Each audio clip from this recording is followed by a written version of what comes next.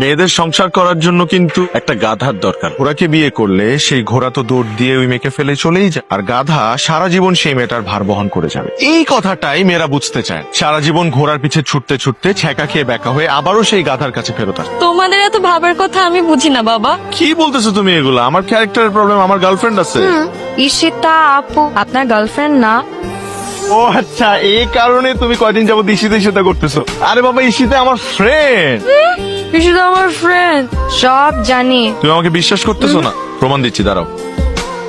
Hello Ishita, আমি যে আমার ভাইয়ের বিয়েতে যে তোমাকে দাওয়াত দিলাম, তুমি আসলে না কেন? সরি বন্ধু, আমার বাবা একটু অসুস্থ হয়ে পড়েছিল, তাই আসতে পারি। আচ্ছা, মানে এর থেকে তো বেশি কিছু নাই, মানে এক্সট্রা তো কোনো ফিলিংস নাই। We are just friends. হইলো তো এবার? আরে বাবা, she is just my friend, nothing এ।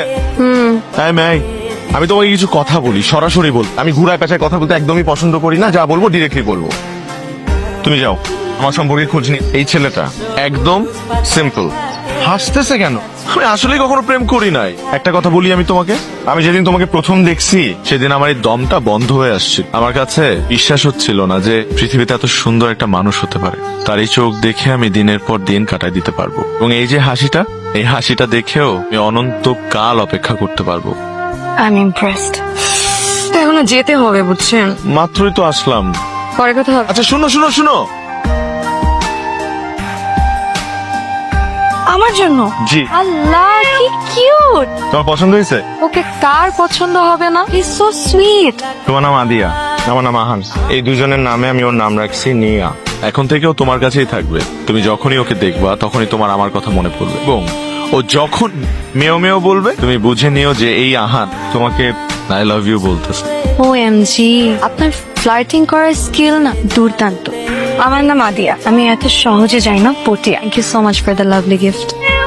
এই মাত্র মেও বলছে, তার মানে আহান আই লাভ ইউ বলছে। জি না, বলছে বাই। যদি ওকে এতই ভালোবাসো তাহলে এখনই ফোনে বলে দিলে না কেন? আমি কি পাগল যে ওকে নিজে থেকে আই লাভ ইউ বলবো? আহান তো এখনো নিজেই রেডি না। আমি কোনো কিছুতে তাড়াহুড়া করি না ভাবি। মামা, তুমি বলছিলে টাকার কথা? বলছি তো, কোনো আইডিয়া আছে আমার বিজনেসে কি পরিমাণ লস হচ্ছে? এই টাকাটা পেলে তো আমি রিকভারি করতে পারতাম। আচ্ছা শোনো না, মা বলছিল বাসা থেকে একটু ঘুরে চলো না যাই। এই চুপ করো তুমি, আজের কথা বলার সময় পাও না। দেখছো এখানে বিজনেস নিয়ে কথা বলছি, মোস্টেন্স নেই তোমার। আরে বৌমার সাথে তুই এইভাবে কথা বলছিস কেন? তুমি ওর কথা কিছু মনে কর। ভাবি চলো, তোমাকে আমি দিয়ে আসি। তুমি আমাকে নিয়ে যাবে? হ্যাঁ যাও, তুমি রেডি হয়ে আসো। তোমার ভাই যদি কিছু বলে? আর ওটা আমি দেখতেছি, তুমি যাও। আরে তুই জামাই আসেনি? না মা, ও একটু কাজে ব্যস্ত হয়ে গেছে তাই আসতে পারে। আসসালামু আলাইকুম। ওয়ালাইকুম সালাম। এসো এসো, ভেতরে এসো। আয় মা, না খেয়ে কিন্তু যেতে পারবে না আজকে। বস।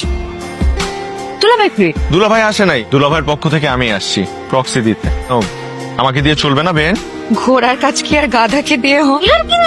দিছে এক গাধা। আসলে ভাবি, মেয়েদের সংসার করার জন্য কিন্তু একটা গাধার দরকার। ঘোড়াকে বিয়ে করলে সেই ঘোড়া তো দৌড় দিয়ে ওই মেয়েকে ফেলে চলেই যায়, আর গাধা সারা জীবন সেই মেয়েটার ভার বহন করে যাবে। এই কথাটাই মেয়েরা বুঝতে চায়। সারা জীবন ঘোড়ার পিছে ছুটতে ছুটতে ছ্যাঁকা খেয়ে ব্যাকা হয়ে আবারও সেই গাধার কাছে ফেরত আসে। তোমাদের এত ভাবার কথা আমি বুঝি না বাবা। আমি জানতাম আপনি আসবেন বেআই।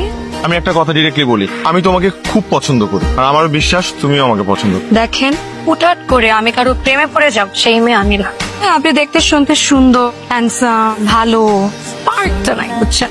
স্পার্কটা মিসিং। কিসের স্পার্ক? স্পার্ক হচ্ছে সেটা যেটা দেখে একটা মেয়ে একটা ছেলে প্রেমে পড়ে।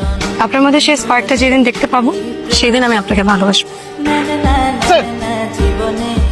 আরে আপনি বাসায় যান, আপনার যাওয়া দরকার নেই। আমি ওনাকে নিয়ে হসপিটালে যাচ্ছি।